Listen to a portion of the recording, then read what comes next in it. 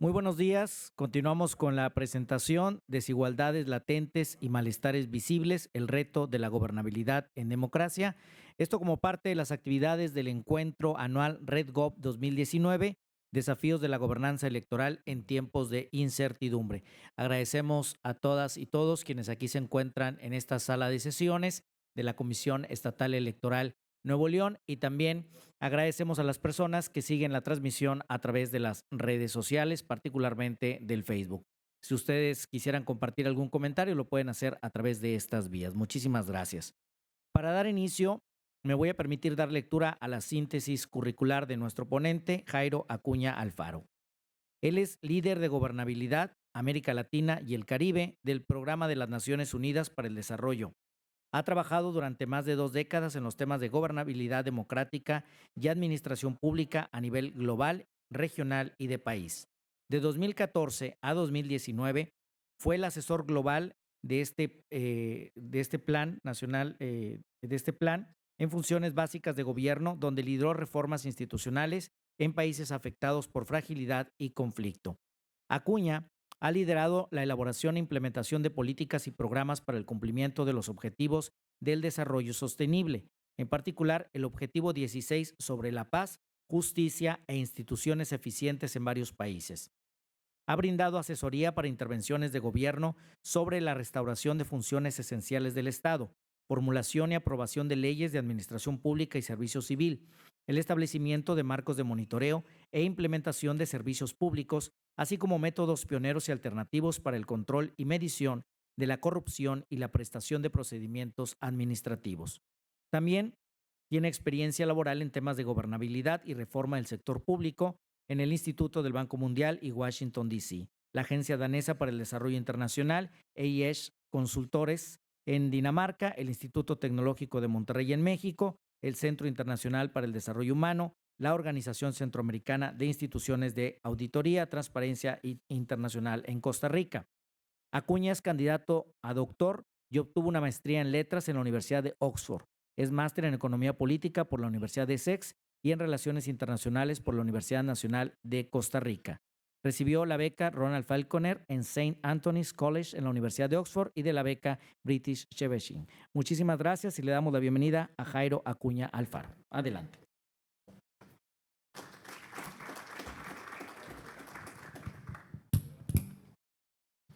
Bueno, muy buenos días.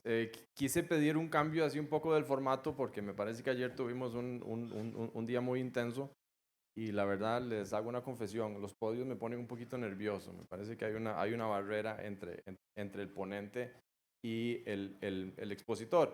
Y número dos, después de Manuel Alcántara dando una charla magistral como la que dio ayer, yo no me atrevo a ponerme también en el mismo podio que se puso don Manuel. Así que con todo el respeto hago esta salvedad.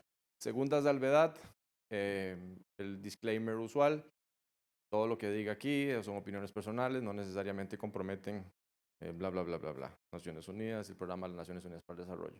Tercero, yo quisiera darle un agradecimiento a la Red GOP por brindarnos este espacio, esta oportunidad de compartir con ustedes algunas reflexiones sobre cómo nosotros en el programa de las Naciones Unidas estamos mirando y siguiéndole el pulso a todo esto que se ve en América Latina actualmente.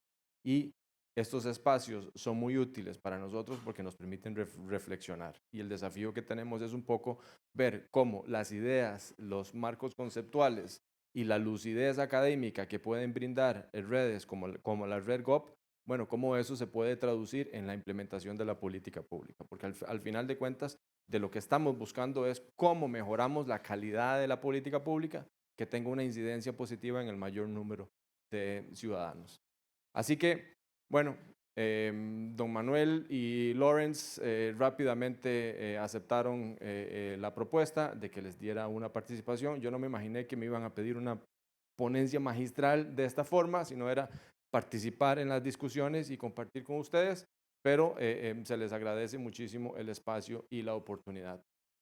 Ahora bien, yo no les voy a presentar algún paper como lo han presentado ustedes anteriormente. Como les dije anteriormente, el rol nuestro no es académico, sino es cómo podemos nosotros aprender de la rigurosidad académica para implementar algunas políticas públicas. Sin embargo, yo quisiera comenzar con una reflexión. Si el desafío que tuvimos en América Latina al final del siglo pasado fue la consolidación de las democracias en América Latina, el desafío que tenemos hoy, a 2 décadas del inicio del nuevo siglo, es la desigualdad. ¿Cómo atendemos los problemas de desigualdad? ¿Cómo aprendemos a vivir en democracias con altos niveles de desigualdad? Que es parte de las fatigas que vemos en la región en América Latina. Ahora bien, algunos datos que quisiera comenzar esta presentación para repensar a América Latina y el Caribe. América Latina y el Caribe se ha convertido en una región de ingreso medio, tal vez con la excepción de Haití. Todos los países hoy en día son de renta media. Sin embargo, no nos hemos podido consolidar como sociedades de clase media.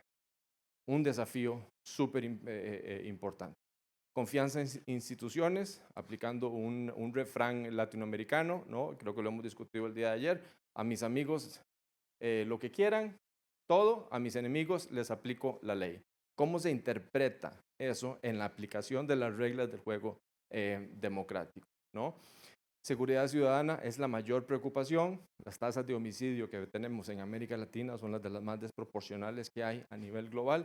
El promedio a nivel del mundo es de 5.2 por cada 100.000 habitantes. En América Latina es de 27.1 y en el norte de Centroamérica alrededor de 33. América Latina, alguien lo dijo ayer, concentra el 8% de la población mundial, pero el 33% de los homicidios a nivel global suceden en América Latina. Hoy en día se mueren más personas que durante los 80s que teníamos las dictaduras y las guerras civiles de Centroamérica, ¿no? Eso es un dato importante. ¿Cómo aprendemos a vivir con estos desafíos que tenemos en ambientes de democratización? Y tercero, pareciera que había una contradicción. América Latina es la región más desigual del mundo, pero es la tercera región a nivel global con mejor desempeño democrático.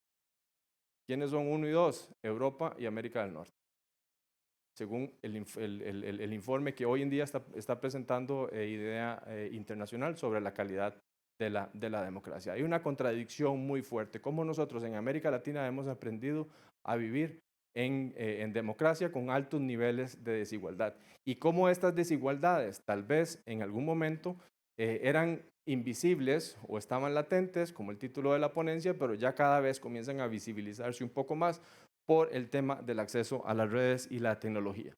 ¿Y a qué me refiero? Los desafíos que tenemos hoy en América Latina de la gobernabilidad son diferentes a los que teníamos tal vez al inicio de la tercera ola de la democratización. Y aquí hay 3 desafíos centrales que tenemos que entenderlos todos como actores políticos para entender la calidad de la democracia. Número 1, el acceso a la información no es conocimiento. Alguien lo comentó ayer, ¿no? Hoy en día tenemos más información, pero no necesariamente la información correcta, ¿no? Y cómo esas campañas de desinformación polarizan y llaman a movilizaciones sociales a algunos segmentos de la población. Número 2, la popularidad no es legitimidad.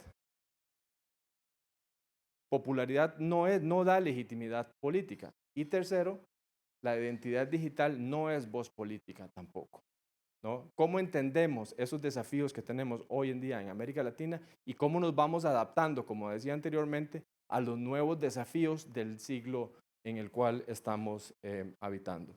Ahora, yo trato de presentar alguna rigurosidad académica, ¿no? Una red de gobernabilidad como esta, con todos ustedes de tan alto nivel académico, pues yo tenía que venir y presentarles una hipótesis, ¿no?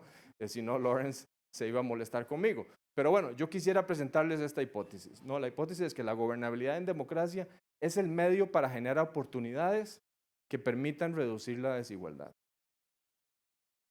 ¿Cómo se reduce la desigualdad? Generando oportunidades. ¿Oportunidades de qué? Oportunidades de desarrollo socioeconómico y participación significativa, oportunidades de transformación institucional y oportunidades de convivencia pacífica y seguridad ciudadana.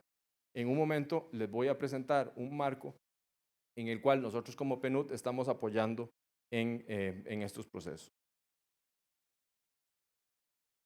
El ingreso que tenemos hoy en día en América Latina no es suficiente. Somos sociedades de clase media, pero vemos una alta concentración del porcentaje de la población que es pobre, el porcentaje de la población que es vulnerable y el porcentaje de la población que pertenece a la clase media. Voy a ir muy rápido. Hoy en día tenemos más información. Desde 1985 con Colombia, todos los países, a excepto de dos en América Latina, tienen leyes de acceso a información. ¿Cómo se traduce esa legislación, ese marco normativo en mejorar los temas de transparencia y los temas de rendición de cuentas? El acceso formal a la información no se traduce necesariamente en mayor transparencia o en mayor rendición de cuentas. Y traigo esto a colación, ¿por qué?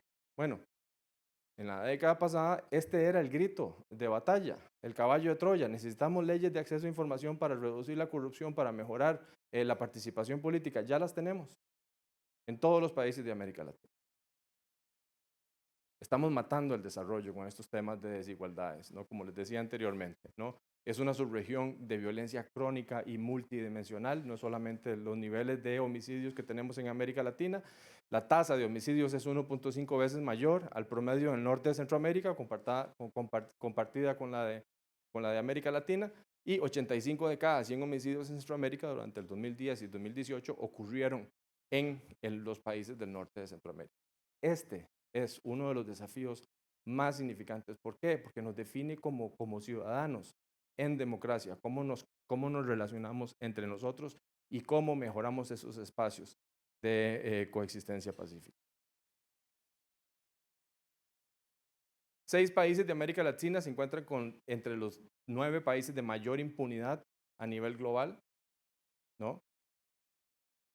La Administración de Justicia continúa presentando retos. 17 de los 21 países más altos se ubican sobre la media mundial de detenidos sin sentencia, ¿no? Es parte de los desafíos que tenemos en la región, ¿no? Lo hablamos ayer, el tema de desconfianza. La desconfianza en instituciones de seguridad ciudadana ha empeorado entre el 2010 y el 2017. Cuando un ciudadano es víctima de algún acto de violencia, ¿a quién acude? Acude al Estado para que le resuelva el problema. ¿Qué capacidad tiene el Estado para resolverse el problema? Es otro tema. Y eso ha aumentado tal vez los malestares que comienzan a visibilizarse un poco más hoy en día en la región de América Latina. La confianza interpersonal se ha deteriorado, esto lo hablamos ayer anteriormente, ¿no? Han bajado bastante en los últimos años, pero bueno, también problemas de escala, ¿no? Cuando uno lo pone a escala de 100, nos damos cuenta que no confiamos en nadie. Confiamos muy poco. Entonces, para mí la pregunta es, bueno, si no confiamos entre nosotros, ¿por qué le exigimos al Estado o a las instituciones del Estado tener algún funcionamiento diferente que al que tenemos nosotros? Hemos estado acostumbrados desde la tercera ola de democratización o desde que el Latinobarómetro comenzó, creo que es más correcto decirlo, a recopilar ese tipo de información, y los niveles de desconfianza siempre se han mantenido muy bajos. Yo no creo que en los próximos 15, 20 años o en los próximos 40 años vayamos a tener un cambio significativo sobre estos niveles de desconfianza. Pude también haberles hecho esta presentación hablando de los temas de corrupción, pero bueno, ya me parece que eso es algo que ya todos lo saben. Menos confianza en instituciones. ¿En quién confían menos los habitantes en América Latina? En los partidos políticos. ¿Por qué? Porque los partidos políticos dejaron de cumplir un rol fundamental en el día a día de los ciudadanos, en resolverles sus problemas cotidianos.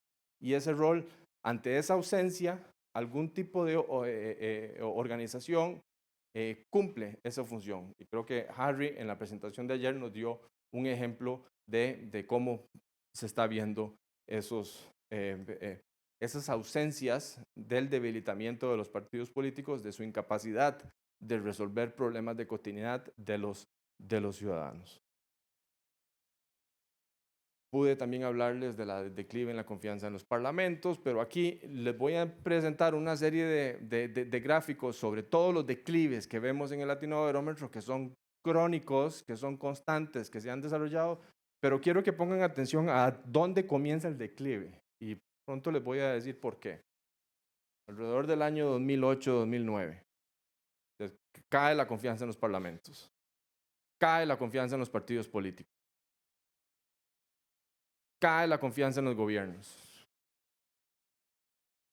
Hay un declive al apoyo de la democracia, lo sabemos, pareciera, pero ¿qué significa eso en el día a día de los ciudadanos? que haya menos apoyo a la democracia, ¿no? Hay un declive en la satisfacción con la democracia. Una cosa es el apoyo a la democracia y el otro es la satisfacción de la democracia, lo que lo conversábamos ayer. Me pareció una conversación muy rígida. Le estamos exigiendo más de la democracia de lo que realmente la democracia puede exigir o no, ¿no? Declive en la confianza en los tribunales electorales, ¿no? Tal vez con la excepción de algunos como Costa Rica, Colombia y Uruguay. Lo que pasó en Colombia la semana pasada es un ejemplo de la fortaleza del sistema, no del tribunal electoral, del sistema político, ¿no? Y cómo la clase política se comporta ante la incertidumbre que habíamos hablado electoralmente. En Costa Rica tuvimos un proceso similar con la reelección del presidente Oscar Arias en el año 2010, ¿no? Donde todo como país tuvimos que esperarnos casi 2 semanas para que el Tribunal Electoral anunciara quién era el ganador de la elección, ¿no? Baja confianza en las elecciones, ¿no? Altos niveles de desconfianza, tal vez con la excepción de El Salvador hoy en día, con un presidente diferente, ¿no? Con una plataforma diferente, ¿no? Tiene un nivel de aprobación bastante alto, alrededor del 90%, pero aquí no, nuevamente alrededor, la última década es una década, yo me acuerdo, en los 80s y 90s hablábamos de la década perdida de América Latina. Me parece que estamos repitiendo el ciclo, ¿no? Cómo hemos perdido la década del 2010 al 2020. Y eso era con esta idea quería terminar esta secuencia. ¿Por qué? Porque en esta década también el crecimiento económico no ha sido suficiente y ha alcanzado y ha venido también a la disminución. ¿En qué tanto se relaciona o hay una correlación con el decrecimiento económico y con los niveles de declives en los diferentes estándares por los cuales medimos satisfacción con la democracia o medimos la calidad del ejercicio de la democracia en América Latina? ¿Por qué es importante esto? ¿No? Un estudio que hizo nuestro director para América Latina, Luis Felipe López Calva, nos encontramos que en los países en los cuales existen mayores niveles de desconfianza, la gente paga menos impuestos. Hay una correlación directa, ¿no? Entre el porcentaje de la población que piensa que su país es gobernado a favor del interés de una élite económica muy pequeña, se pagan menos impuestos en esos estados. Eso es importante, porque eso determina la política pública y determina si se amplía o se reduce la brecha de desigualdad económica, social y política que vemos en América Latina. También creciente baja participación democrática. Históricamente ha sido una participación baja. De junio del 2018 a diciembre del 2019, alrededor de 90 millones de personas decidieron no votar. Personas que estaban empadronadas en los ciclos electorales que tuvimos en ese periodo, que por alguna u otra razón decidió no participar en una campaña política. Si este es el momento más importante del proceso democrático y la gente no está participando, bueno, ¿cómo entendemos, cómo repensamos la calidad de esa participación democrática? ¿Cómo lo repensamos? Me parece que no es un número pequeño, es un número constante que se ha venido dando con respecto a esos procesos. De 1978 al 2018, ¿algunos saben cuántos plebiscitos ocurrieron en América Latina y el Caribe? Más de 50 plebiscitos, con un nivel de participación variante. En algunos regímenes la participación fue alrededor del 30%, en otros no. ¿Los plebiscitos están resolviendo los problemas de cotidianidad? Tal vez no. O el ciudadano, ¿cómo lo asume si el plebiscito, la democracia directa, le permite participar o no? En estas 50 referéndums o plebiscitos que se dieron en este periodo de tiempo, alrededor de 600 millones de adultos latinoamericanos fueron llamados a votar. Cerca de 170 millones decidieron no participar en ese proceso electoral. Eso es un desafío principal y fundamental que tenemos sobre el funcionamiento de la democracia y, como lo decía Lawrence, cómo la gobernabilidad en democracia provee soluciones para los problemas cotidianos de los ciudadanos. Ahora, lo que vemos, y aquí es que Estos malestares visibles o estos niveles de desconfianza se deben a deficiencias estructurales en el desarrollo que generan desigualdad y deterioran la confianza en la democracia como sistema de gobierno, ¿no? América Latina pierde alrededor del 20% de su desarrollo humano debido a la desigualdad en, en las diferentes dimensiones del índice de desarrollo humano. Y aquí tenemos América Latina en amarillo, ¿no? Que pierde alrededor de un 33% de su índice de desarrollo humano debido a desigualdades en los temas de ingreso. Y yo en un momento les voy a presentar datos más puntuales. Malestares visibles. ¿Qué es lo que vemos hoy en día en América Latina? No, desde Haití hasta Bolivia, confrontaciones sociales, pasando por Chile, ¿no? Principalmente, ¿no? Don Manuel nos desafiaba ayer con su llamado o con su análisis de la fatiga democrática. Bueno, yo quisiera repensar ese tema de la fatiga democrática. Me parece que lo que estamos viendo es una democracia en esteroides adaptada a los contextos que vemos actualmente. Son los ciudadanos, en algunas excepciones, claro, algunos movimientos que se maniobran fuera de las normas legales, pero la gran mayoría está participando en democracia, la gran mayoría está exigiendo algunos cambios, algunos problemas muy puntuales, con los temas de acceso a información que veíamos anteriormente. Podemos hacer un recuento, digamos, de por qué esos malestares visibles, ¿no?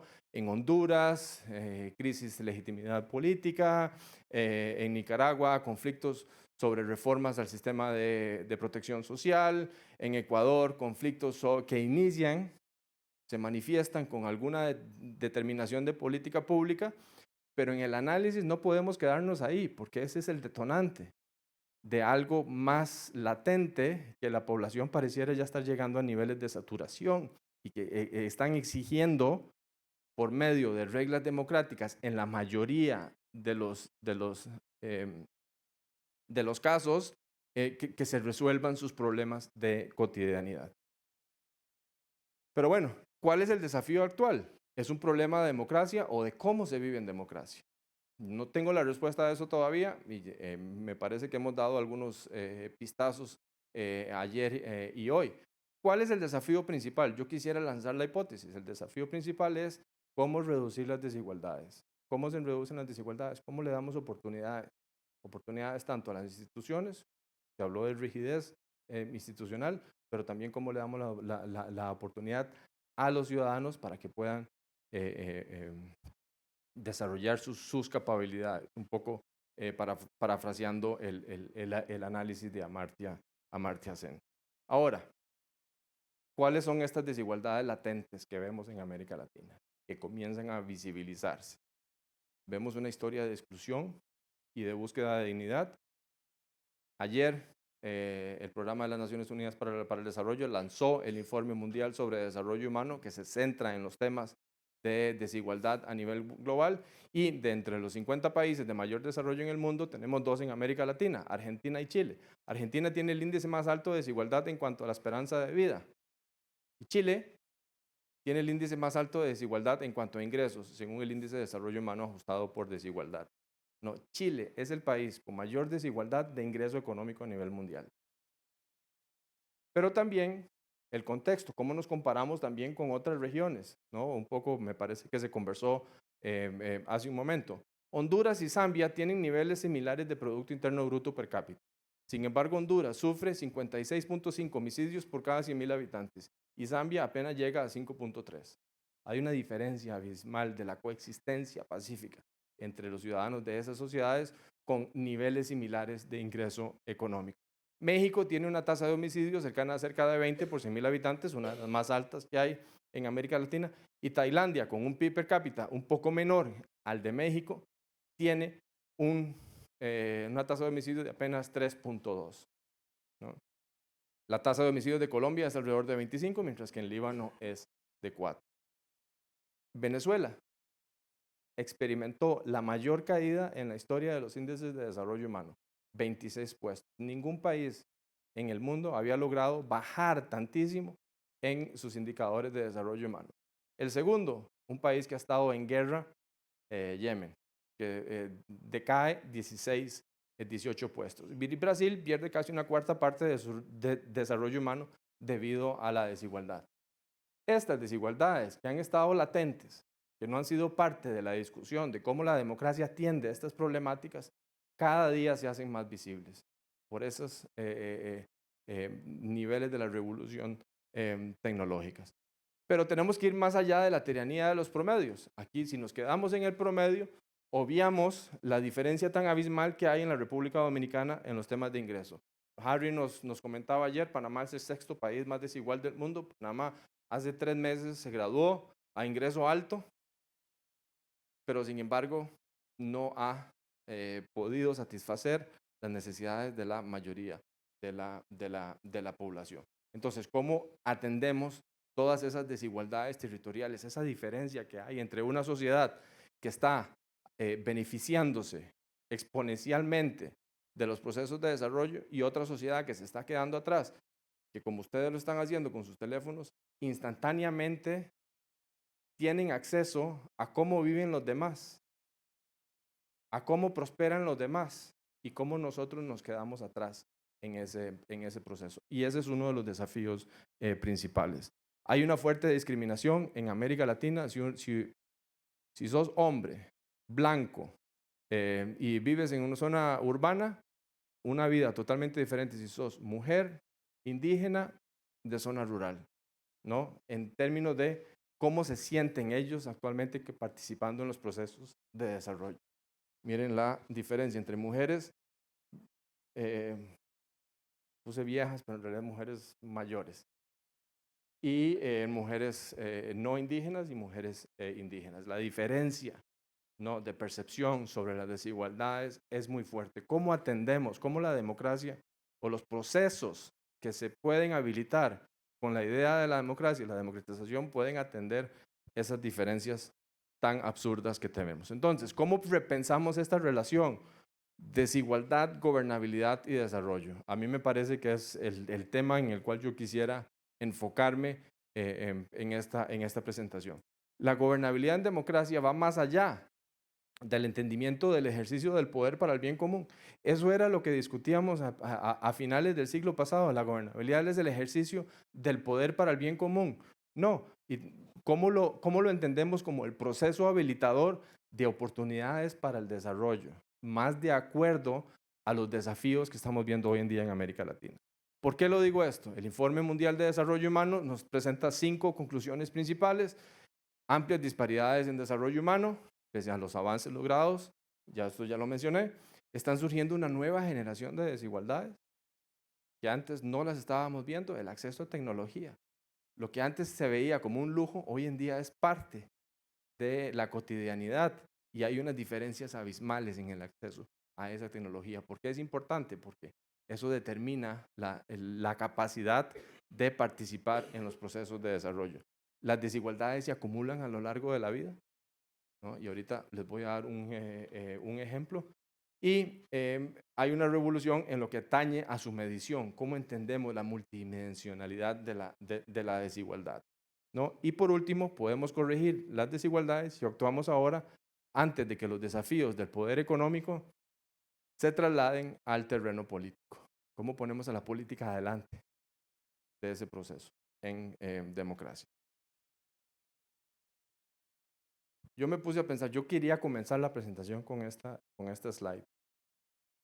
Un niño nacido en el año 2000, el 1 de enero del año 2000 en Venezuela, tiene hoy en día un panorama muy diferente a lo mismo de un niño que hubiera nacido el mismo día en algún otro país de América Latina, por ejemplo, ¿no? Aquí vemos países de 100 niños nacidos en el 2000 en países de desarrollo humano bajo, 3 realizan estudios superiores, 80 están fuera de la educación superior y 17 murieron antes de cumplir los 20 años. En países de desarrollo humano muy alto, 55 realizan estudios superiores, 44 están fuera de la educación y solo 1 falleció antes de los 20 años. Estamos en el año 2019. Esas personas que nacieron en enero del 2020, hoy en día tienen 19 años. ¿Qué futuro tienen adelante? cómo el siglo los ha recibido y cómo el lugar donde nacen y la familia donde nacen está determinando el estatus social y las oportunidades que tiene ese individuo. Y me parece que ese es tal vez el principal desafío que tenemos en América Latina. Ahora, nosotros en el PNUD vemos el desarrollo en América Latina, lo visualizamos como una autopista que tiene 3 carriles, donde tenemos que conectarlos, los 3 carriles, que tienen que ver con la productividad, que tienen que ver con la desigualdad, con la inclusión y que tienen que ver con la resiliencia. Es decir, los desafíos que tenemos en América Latina de desarrollo son económicos, sociales y ambientales, por decirlo de alguna forma, ¿no?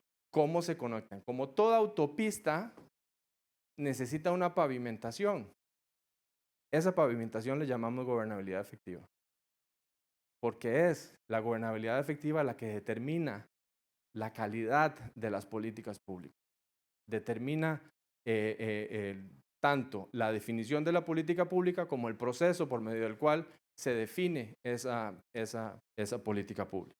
Y es aquí donde nosotros tenemos que darle un énfasis principal, porque si es ahí, si es la calidad de esa pavimentación la que va a determinar cómo se conectan los temas de desigualdad en el centro de la ecuación del desarrollo humano, es en procesos democráticos donde vamos a ver la fortaleza de las sociedades de adaptarse a los nuevos tiempos que vivimos. em. ¿Por qué estamos hablando de oportunidades? ¿No?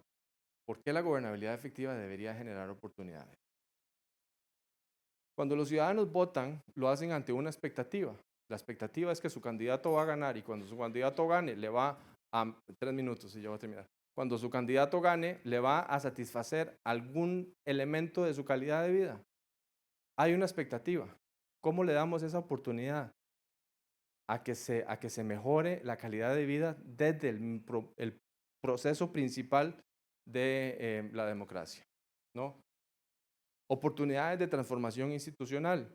¿Cómo le damos la oportunidad a las instituciones de aflojarse un poco en su rigidez de implementación, en su rigidez burocrática? Lawrence mencionaba el tema de instituciones fuertes.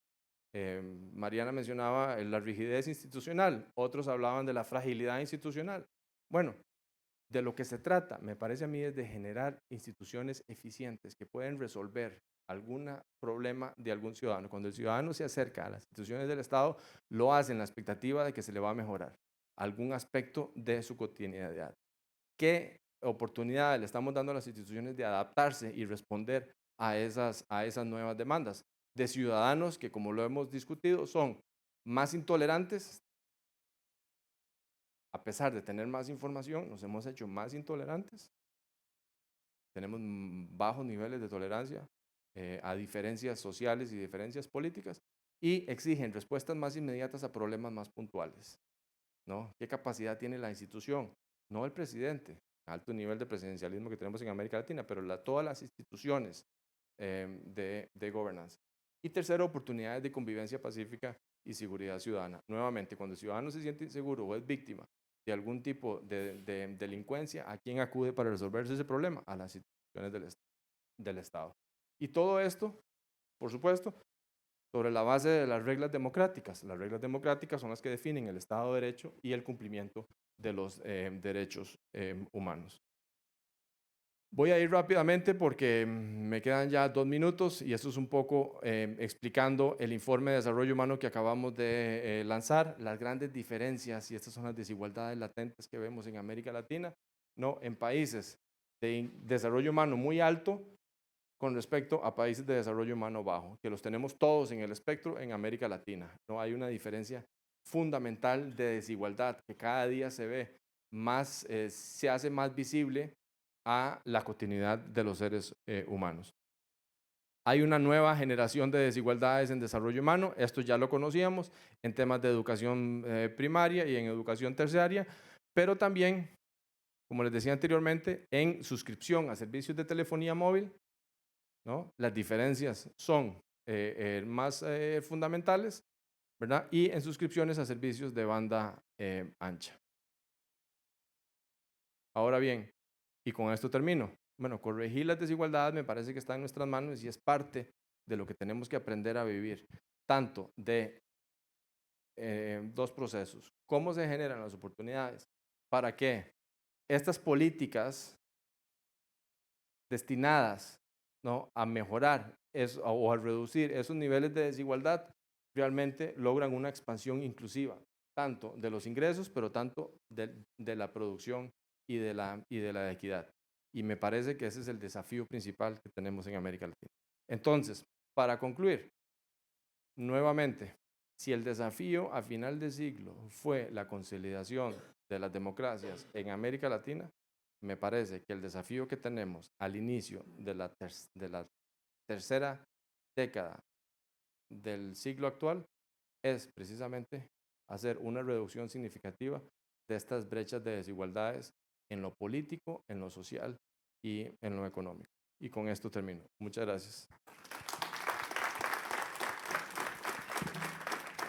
Muchas gracias. Tenemos oportunidad de una breve sesión de preguntas y respuestas. La dinámica sería la misma. Hacemos la recopilación de las preguntas y damos oportunidad al final para que nos haga la respuesta el ponente. Entonces, por favor, aquí la consejera Miriam. Si alguien más quisiera hacerla de una vez para ir ubicando. Ok, aquí tenemos 2 preguntas más. Buenos días. Primero, de todo corazón, felicitarte por la exposición que hiciste. Es verdaderamente muy clara y, bueno, desafortunadamente contundente con los datos que muestras.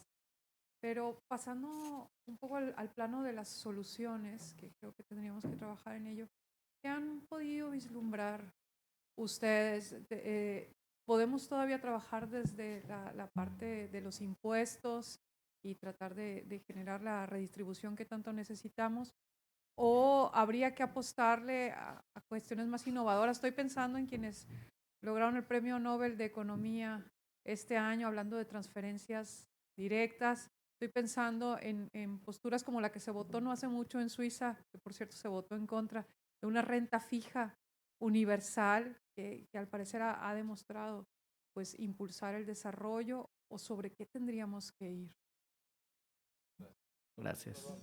Sí, tomamos la ronda, por favor.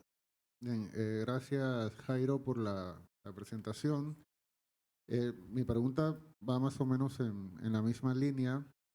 Eh, Teniendo en cuenta que o sea, tú que trabajas en la promoción de políticas públicas, o sea, luego de todo el diagnóstico, el conocimiento que se genera, bueno, ¿cómo llevamos esto a políticas públicas que ayuden a superar todos esos problemas? Eh, en los organismos internacionales, no sé si exactamente el PNUD, pero en general, por mucho tiempo el enfoque fue el de las políticas públicas focalizadas para los pobres. Para superar la desigualdad, pues lo que se necesitan son políticas públicas universales, que son más caras, son bastante más caras. En, en una región como la nuestra, en la que la presión tributaria es baja, e incluso hay países de los nuestros, no todos, que generan suficiente riqueza, pero no se cobran suficientes impuestos. ¿Cómo desde el PNUD, qué estrategia tienen para poder abordar a las élites del país y decirles, miren, señores, el desarrollo no va más allá del crecimiento económico, sino que hay que pagar un poco más para poder superar esas situaciones? Gracias. Tenemos otra pregunta. Gracias, felicitaciones por la exposición. Dos preguntas. La una, muy en la línea de lo que plantea Harry. ¿Qué países son los que encabezan en este año el índice de desarrollo humano? Y sobre todo, ¿cuáles son los que han logrado mejor desempeño en los últimos años? ¿Por qué esto? Porque precisamente eso puede darnos un dato, una información respecto a qué tipo de modelo económico, qué tipo de acciones están detrás, o tomando el concepto de acá, qué gobernabilidad hay atrás para resolver esos problemas. La otra pregunta es pura curiosidad. ¿El PNUD va a hacer en algún momento nuevamente el estudio sobre democracia? el que tuvo de democracia en América Latina en el 2004, después lo hizo un poco más reducido, pero quizás sería muy interesante para complementar lo que estamos viendo. Gracias, don Simón. Tal Gracias. vez déjeme contestar esas tres primeras y después Sí, vemos, porque me parece que hay muchos temas transversales. adelante. Número uno, yo quisiera que actualicemos ese estudio sí, la respuesta es sí, yo quisiera. Estamos trabajando, ¿no? para movernos en esa dirección, porque sí me parece que es muy importante. Pero para mí la pregunta es no actualizar el informe por actualizar el informe, que se hizo hace 14, 15 años, sino qué información nueva necesitamos que no estamos mirando nosotros, ¿no? ¿Qué significa hoy en día vivir en democracia, por ejemplo?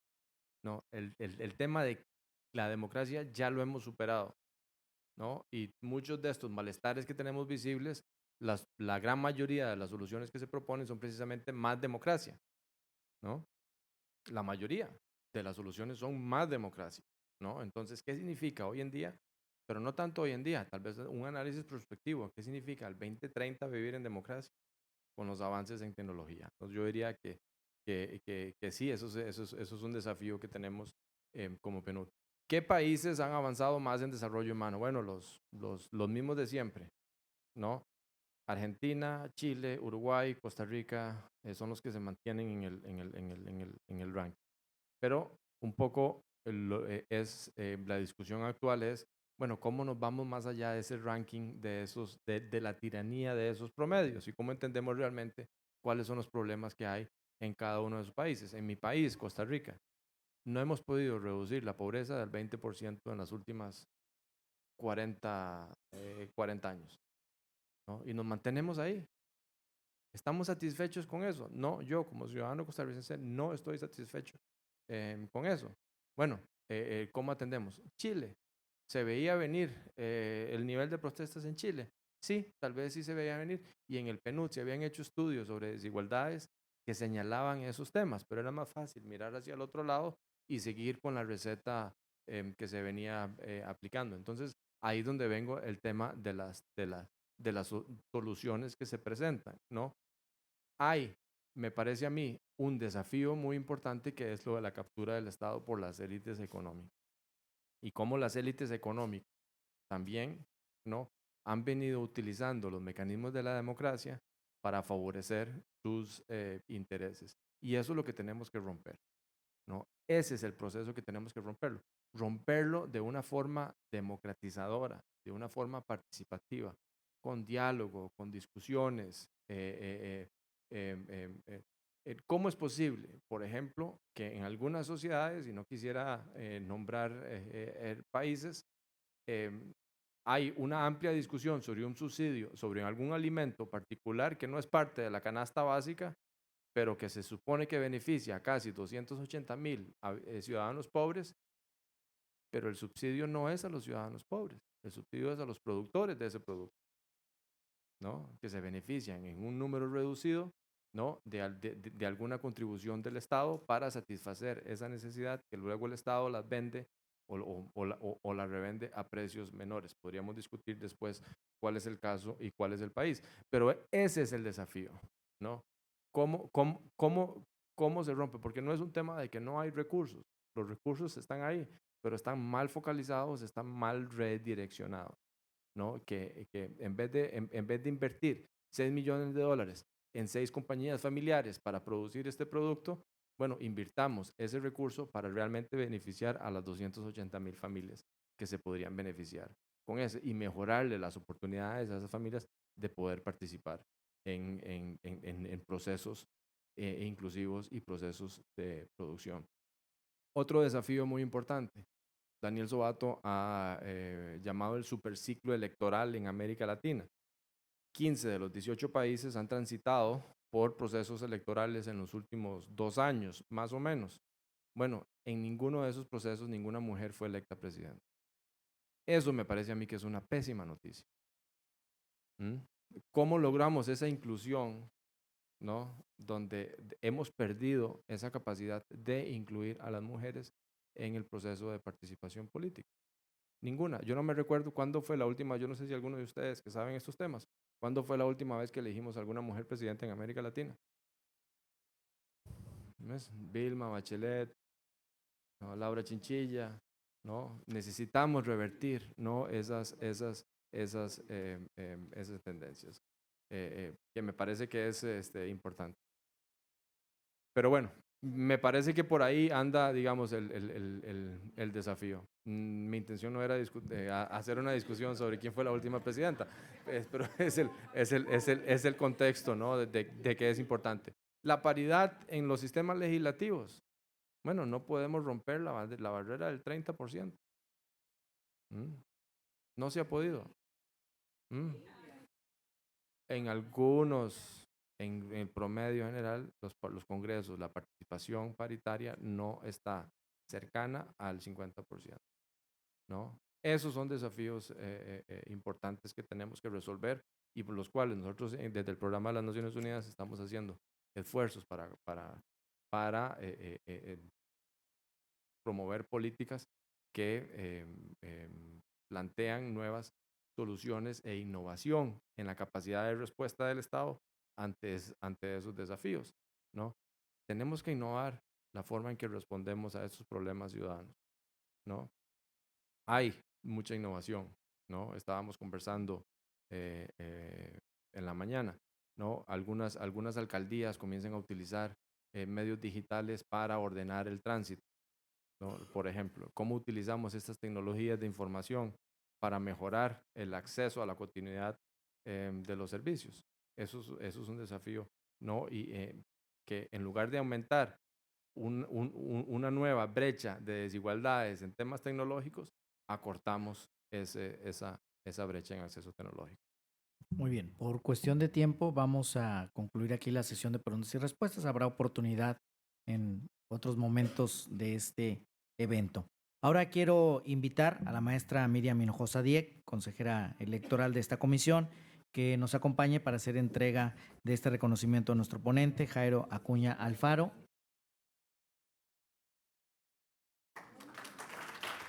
Le invitamos al consejero presidente también que nos acompañe para una fotografía.